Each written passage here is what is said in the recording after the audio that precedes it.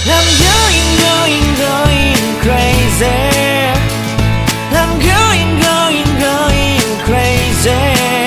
무뎌져 버린 내 가슴이 뛰어.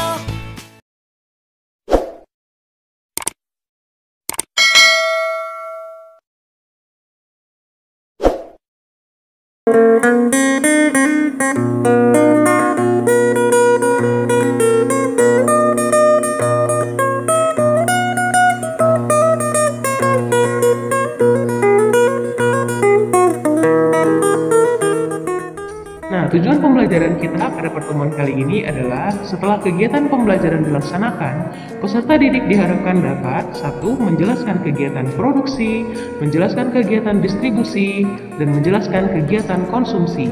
Seperti anak-anak lihat di gambar, ini adalah kegiatan produksi, distribusi, dan konsumsi. Jadi hari ini kita akan belajar tentang 3 kegiatan ekonomi ini. Oke. Nah, peta konsepnya di sini, kali ini kita akan melanjutkan materi kita tentang kegiatan ekonomi. Oke, materi pembelajaran kita adalah masih di B ya. Kita sudah masuk yang D, kegiatan ekonomi. Kita akan belajar tentang produksi, distribusi, dan konsumsi. Berarti ada 3 materi untuk subbab hari ini. Oke, baik, langsung saja anak-anak semuanya, kita masuk yang B, kegiatan ekonomi. Nah, anak-anak bisa lihat di gambar, ini adalah kegiatan produksi di home industry, ini adalah kegiatan pedagang sayur yang keliling untuk berjualan, dan ini ada kegiatan yang anak sedang menelpon ya, main handphone. Jadi, anak-anak semuanya, manusia itu setiap hari melakukan kegiatan dengan tujuan untuk memenuhi kebutuhan. Kegiatan yang dilakukan manusia tergantung dari tujuan masing-masing individu. Kegiatan tersebut akan terus dilakukan karena kebutuhan manusia yang semakin bertambah dengan dihadapkan pada alat pemuas kebutuhan yang terbatas. Seperti yang kita pelajari pada minggu lalu tentang kelangkaan. Oke. Jadi kegiatan manusia itu dalam memenuhi kebutuhan disebut dengan kegiatan ekonomi. Kegiatan ekonomi dalam sehari-hari terdiri atas produksi, distribusi, dan konsumsi. Kita masuk yang pertama tentang kegiatan produksi. Anak-anak bisa lihat di gambar, ini adalah petani sedang mengolah lahan pertanian, dan di bawah ini adalah ada industri ya yang memproduksi suatu barang. Jadi, apa itu kegiatan produksi? Produksi adalah kegiatan menghasilkan suatu barang. Pengertian produksi bukan hanya sekedar menghasilkan barang, tetapi ada pengertian lain yang lebih luas. Contohnya, pabrik tekstil setiap hari mampu menghasilkan kain. Nah, produk yang dihasilkan pabrik tekstil itu sudah dapat digunakan untuk memenuhi kebutuhan. Tetapi bagi industri garmen, mengolah kain dibuat menjadi baju. Kegunaan kain itu akan bertambah kalau dibuat menjadi baju. Jadi, pengertian produksi bukan hanya menghasilkan saja, tetapi lebih luas lagi dapat menambah nilai guna suatu barang. Pengertian produksi adalah kegiatan menghasilkan barang atau jasa, atau kegiatan menambah nilai guna barang atau jasa. Nilai guna suatu barang akan bertambah bila barang tersebut diolah lagi dan menghasilkan barang lain. Setiap barang memiliki nilai guna atau utilitas yang berbeda. Perbedaan seperti apa itu? Yang pertama ada nilai guna bentuk atau form utility, yaitu suatu barang akan memiliki nilai guna apabila telah mengalami perubahan bentuk. Contohnya, perubahan tersebut seperti kacang kedelai akan memiliki nilai guna lebih tinggi apabila dirubah atau diolah menjadi tahu atau tempe. Perubahan nilai guna tersebut akan mempengaruhi harga dan manfaat harga tersebut. Harga dan manfaat dari tahu atau tempe lebih tinggi dibandingkan dengan kacang kedelai. Lalu B, nilai guna tempat atau place utility, yaitu nilai guna suatu barang akan lebih tinggi karena perbedaan tempat.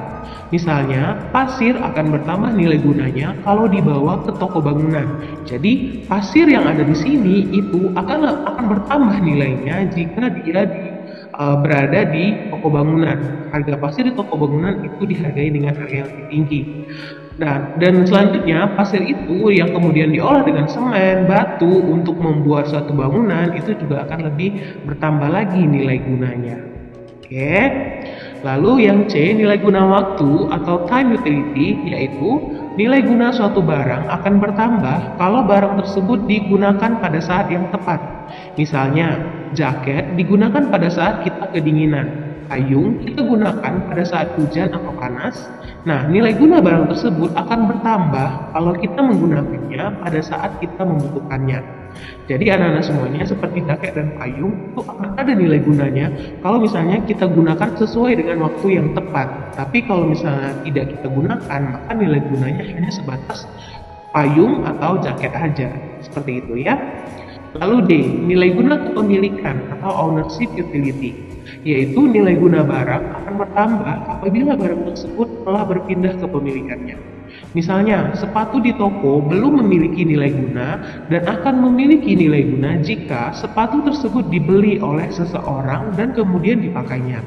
Ya, jadi seperti sepatu, baju, tas, atau apapun barang yang ada di etalase toko itu akan bertambah nilai gunanya jika barang tersebut dibeli dan dipakai oleh seseorang, sehingga barang itu bertambah dari segi nilai guna kepemilikannya. Oke.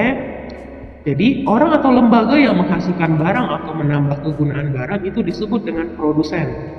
Produsen adalah orang yang melakukan kegiatan produksi. Untuk melakukan produksi, seseorang produsen itu harus ingat tentang 3 hal, yaitu what, how, dan whom. Nah, kita akan mempelajari ketiga hal ini. Oke, yang pertama, what.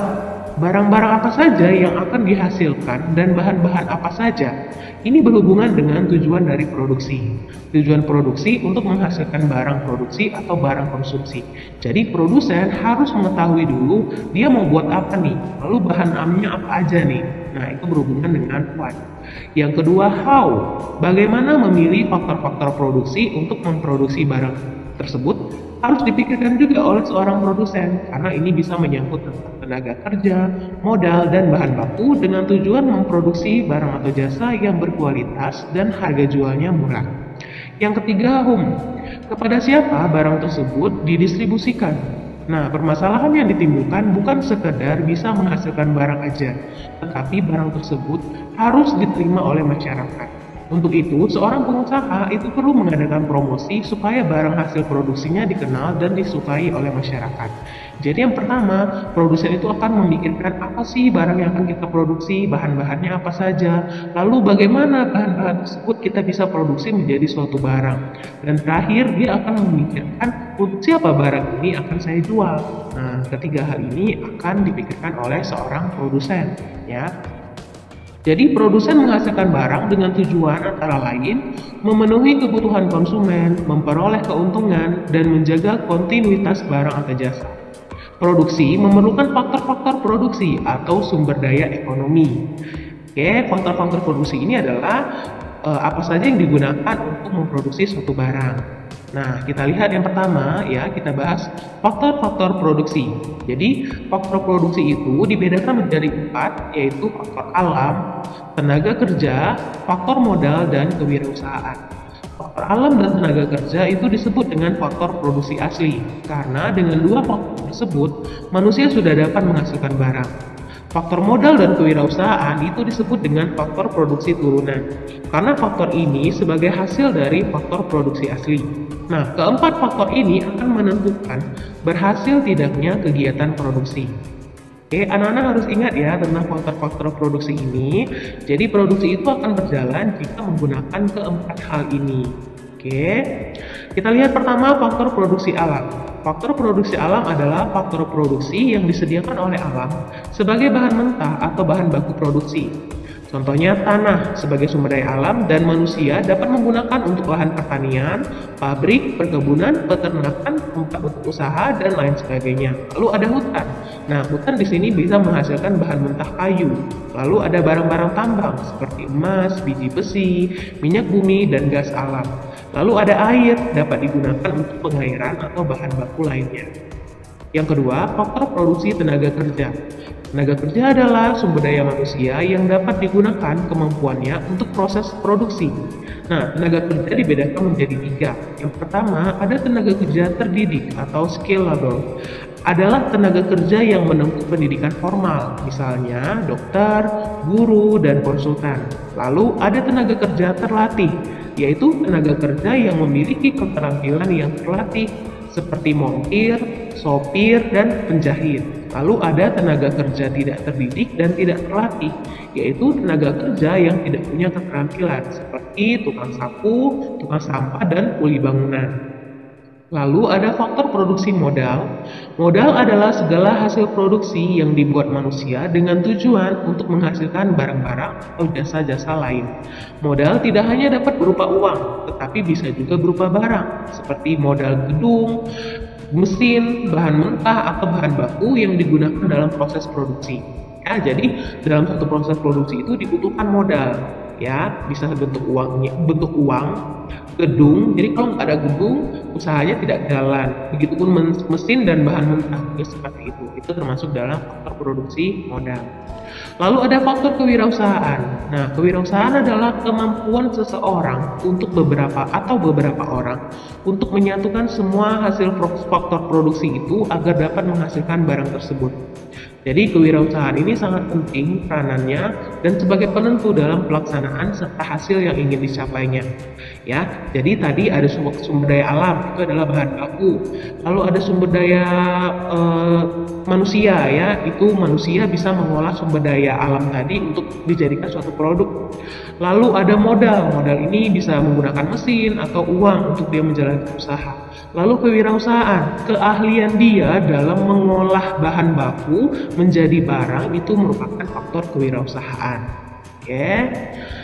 Baik, sekarang kita masuk yang kedua, kegiatan distribusi. Hasil distribusi akan sampai ke konsumen dengan kegiatan yang disebut dengan distribusi. Kegiatan distribusi adalah kegiatan untuk menyalurkan barang atau jasa dari produsen kepada konsumen. Selain pengertian tersebut, distribusi juga merupakan usaha untuk menambah nilai guna barang dan jasa. Kegiatan distribusi bisa dilakukan oleh orang perorangan atau lembaga distribusi atau perantara. Nah, lembaga atau perorangan yang melakukan distribusi disebut dengan distributor. Tujuan distribusi adalah yang pertama menyalurkan barang dari produsen kepada konsumen, yang kedua agar hasil produksi lebih berguna bagi masyarakat, yang ketiga kebutuhan masyarakat akan barang dan jasa terpenuhi, dan yang terakhir agar kontinuitas produksi terjamin. Nah, untuk mencapai tujuan distribusi, ada beberapa cara yang dilakukan agar barang sampai kepada konsumen. Yang pertama ada distribusi langsung. Ini adalah distribusi barang dan jasa tanpa melalui perantara, sehingga penyalurannya langsung dari produsen kepada konsumen. Misalnya pedagang sate yang langsung menjual barangnya kepada konsumen. Yang kedua, distribusi semi langsung. Ini adalah sistem distribusi dari produsen kepada konsumen melalui pedagang perantara yang merupakan bagian dari produsen. Contohnya, pabrik tekstil menyalurkan kainnya untuk penyalur melalui penyalur khusus. Lalu yang ketiga ada distribusi tidak langsung. Ini sistem distribusi dari produsen kepada konsumen melalui agen, grosir, pedagang kecil yang bertindak sebagai pedagang perantara. Terakhir kita masuk ke kegiatan konsumsi. Konsumsi adalah setiap kegiatan memakai, menggunakan, atau menghabiskan kegunaan setiap barang baik secara berangsur-angsur maupun sekaligus habis. Nah, barang yang digunakan secara berangsur-angsur contohnya buku pelajaran, tas, baju seragam, sepeda, mobil, dan lain-lain. Lalu barang yang digunakan secara langsung habis itu makanan dan minuman. Jadi konsumsi itu setiap apa yang kita lakukan untuk menghabiskan nilai guna suatu barang. Bisa secara berangsur-angsur. Misalnya buku pelajaran kan nggak langsung habis sekali dipakai ya. Tapi yang langsung kita pakai lembar demi lembar. Tapi barang yang langsung habis itu seperti makanan dan minuman. Jadi siapa saja yang melakukan kegiatan konsumsi?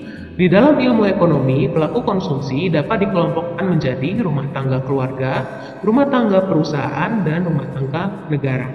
Kegiatan konsumsi yang dilakukan oleh setiap rumah tangga itu berbeda-beda, baik dilihat dari jumlah maupun ragamnya.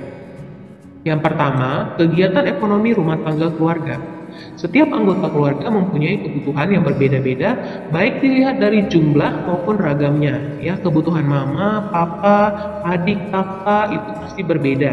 Ya, contoh kebutuhan anggota keluarga bisa berupa makanan dan pakaian. Ya, sedangkan kebutuhan keluarga untuk semuanya itu adalah rumah, listrik ataupun telepon. Tingkat konsumsi satu keluarga dengan keluarga yang lain juga berbeda. Perbedaan ini bisa dipengaruhi oleh faktor pendapatan, jumlah anggota keluarga, gaya hidup, latar belakang pendidikan, atau lingkungan tempat tinggal. Ini maksudnya, untuk keluarga yang punya pendapatan tinggi, tentu kegiatan ekonominya berbeda dengan keluarga yang mempunyai pendapatannya lebih rendah. Begitupun jumlah anggota keluarga. Makin banyak anggota keluarganya, maka kebutuhannya itu pasti akan banyak. Tapi kalau sedikit anggota keluarganya juga tentu sedikit. Dan seterusnya, gaya hidup, latar belakang pendidikan, atau lingkungan tempat tinggal. B. Kegiatan ekonomi rumah tangga perusahaan. Perusahaan merupakan tempat berlangsungnya proses produksi. Pada saat memproduksi barang, perusahaan ini memerlukan bahan baku, tenaga kerja, dan modal. Perusahaan dalam hal ini bukan hanya melakukan kegiatan produksi, akan tetapi juga menggunakan bahan baku, tenaga kerja, dan modal dalam proses produksi. Dan yang terakhir ada kegiatan ekonomi negara. Pada dasarnya sama dengan perusahaan, negara bertindak sebagai produsen sekaligus sebagai konsumen. Tujuan konsumsi negara berbeda dengan rumah tangga keluarga dan perusahaan, di mana konsumsi negara itu bertujuan untuk memenuhi atau melayani kebutuhan masyarakat. Biaya yang digunakan untuk konsumsi negara berasal dari masyarakat. Nah, itulah kenapa negara itu harus membuat suatu rancangan untuk dia bisa membuat anggaran dan belanja negara yang nantinya akan disetujui oleh DPR, sehingga hal ini dilakukan supaya pengeluaran pemerintah dapat sesuai dengan kebutuhan dari masyarakatnya. Nah, jadi anak-anak semuanya itulah dia kegiatan ekonomi.